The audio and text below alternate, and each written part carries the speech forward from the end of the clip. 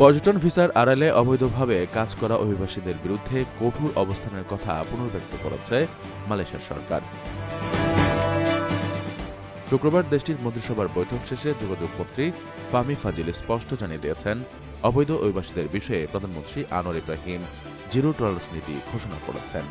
এতে বাংলাদেশি সহ বিভিন্ন দেশের অবৈধ কর্মীদের জন্য বড় ধরনের আইনি জটিলতার আশঙ্কা তৈরি হয়েছে।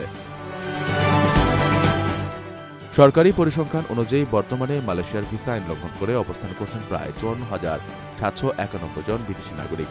এদের মধ্যে একটি বড় অংশ বাংলাদেশি। মন্ত্রী ফাহিম ফাজিল জানান, অবৈধদের ধরতে নিয়মিত অভিযান চলছে। 2025 সালে 51,000-এরও বেশি অবৈধ অভিবাসীদের বিরুদ্ধে ব্যবস্থা নেওয়া হয়েছিল, আর এবছর অর্থাৎ 2026 সালের জানুয়ারি মাসেই 3,691 জনকে আইনের আওতায় আনা হয়েছে।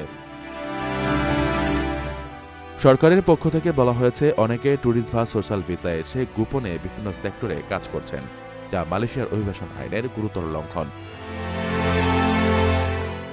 যারা ভিসার শর্ত ভাঙছেন তাদের চিহ্নিত করতে এখন থেকে নজরদারি আরও জোরদার করা হবে।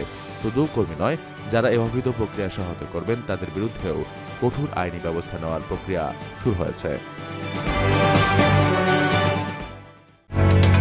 ওমানের সেরা রেট দিচ্ছে বাংলাদেশি প্রতিষ্ঠান গালফ এক্সচেঞ্জ। প্রিয়জনকে টাকা পাঠাতে আজই আসুন আমাদের যে কোনো ব্রাঞ্চে অথবা কল করুন স্ক্রিনে দেয়া নাম্বারে। গালফ এক্সচেঞ্জ, বাংলাদেশিদের প্রিয় এক্সচেঞ্জ।